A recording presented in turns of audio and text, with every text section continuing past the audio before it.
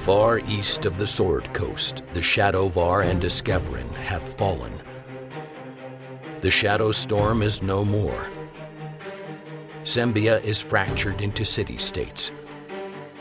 A mysterious hero rises from the ashes to usher in a new era of prosperity. Yet there is still suffering. Cormyr and the wild elves of the Dalelands offer war on all sides. Earth motes, madness, and shadow dragons plague the lands. These are the tales of the heroes who ended that suffering. 1491 DR, the year of Sembian revival.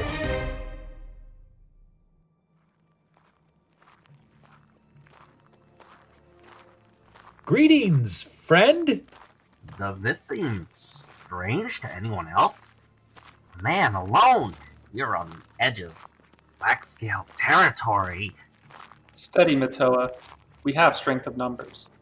Be on your guard. Something is not quite right about this man. Friend, surely you are lost in these lands. We could say the same for you.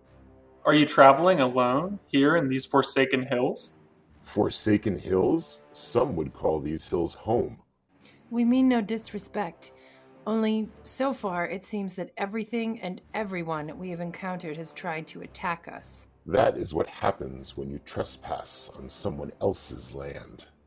Is this your land? Certainly not, though my son and daughter once called this territory their home. What brings you here now? A story for a story. Let us travel together and tell our tales. Agreed? You head northeast, do you not? For now, yes. Matoa, are you okay? No, I feel as though I can hardly speak. My legs move as though I still walk through the marsh. As long as we are traveling together, let us not have any secrets. You, Birdman. His name is Matoa. Aye, Matoa, have no fear. As long as we travel together, nothing shall bother us in these crags. Thank you. I don't know what came over me. I feel better now. I am Siren. You now know Matoa. The others are Sonia and Jendal. Well met. Indeed. You may call me Tunori. Well met. Tunori?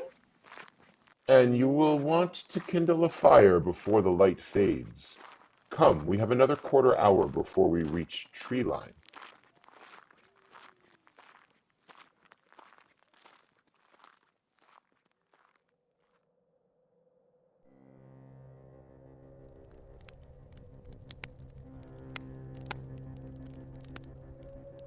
Why are they called the Infested Hills? The answer to that question is complicated. What do you mean? For over 100 years, these hills have been teeming with broad goblins that invaded Cormyr. Before that, there were giant insects and the Lich. Before that, dragons and dragonkin. Before that, well, you'll have to ask the elves. I suppose it is a matter of perspective. What do you mean? Matoa just listed whole races of creatures and inferred that they have infested the lands throughout time. As you say, it is all a matter of perspective. I would imagine that those goblins and dragons would even consider the Chondathans and even the Wood Elves an infestation to this land. Well said. A story for a story. Isn't that what you said, Tunori? Yes, let's speak in our tales. What brings you into the hills? We have a misunderstanding at the Cormian border, and we're being followed by some bounty hunter types. Now we seek the more discreet path into Drelt. You are sellswords in league with that hunter's hamlet? No, we're just passing through Drelt. You seem to hold some hostility to Drelt, if I am not mistaken. A fair observation, monk. Let's just say their deeds have been counted and measured, and a fair wage does not excuse the actions of their leader, Cecil. What about you, Tunori? What brings you into these hills? The swamp and these hills are far from my homeland, yet over the course of my long life I have often found myself in these hills. You said your children once lived here? Yes, but no longer. Ready yourselves. Something approaches from the air. What is it? What do you hear? A wyvern. There it is. It landed just outside our firelight. I told you, none shall bother us while you travel with me. Excuse me. Does this seem strange to anyone else? When he comes back, look at his eyes in the firelight. They are black. I mean, all black. What is he doing? He is speaking with the wyvern. I sometimes forget that you can see clearly in the dark. Here he comes. All better.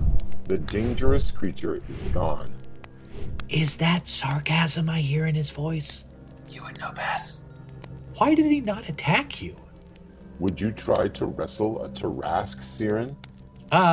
No, but that metaphor isn't exactly, Many of the creatures you would call an infestation are quite rational beings. And if their intelligence fails them, the one thing that never fails them is their survival instinct. They can always identify the cold eyes of a more dangerous predator. Was he frightened away by the size of our party? No, I told him that I would tear off his wings and drink his still warm blood if he did not flee from this place. You all should be getting some sleep. You've had a long day. The morrow will bring another long trek through difficult terrain. I will keep watch. You may sleep soundly tonight. Tomorrow, I will continue my story. We have only come to the climax of the tale. What happens next is up to you.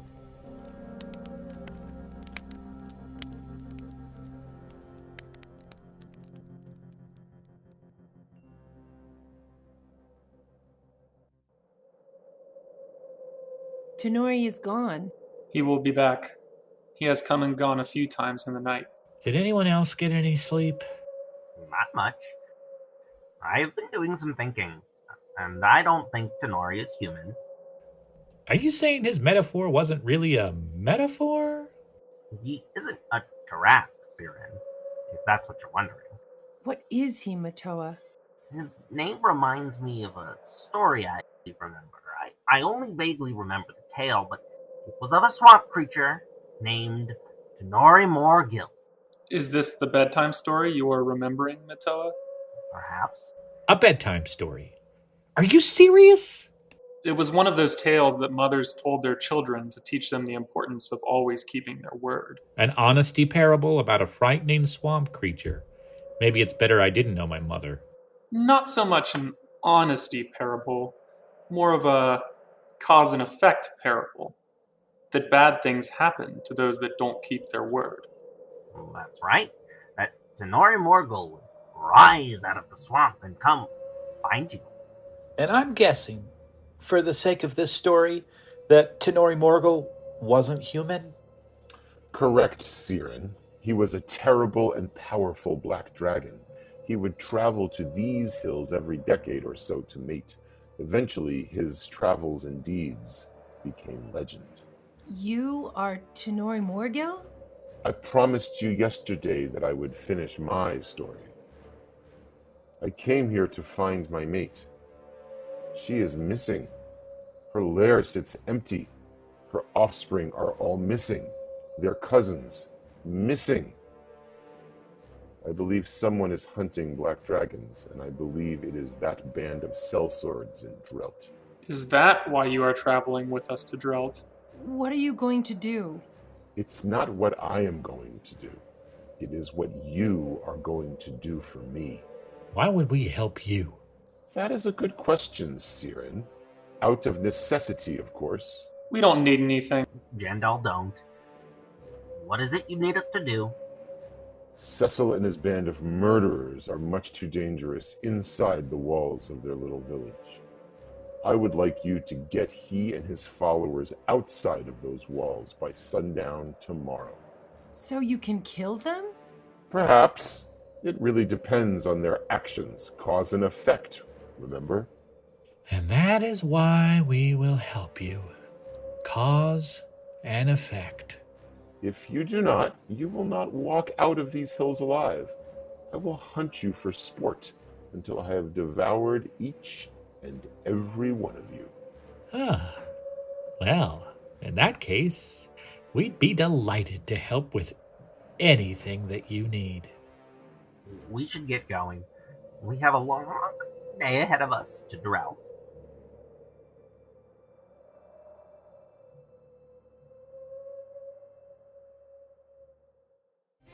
Though this marks the end of the episode, the tale continues within a 10-day.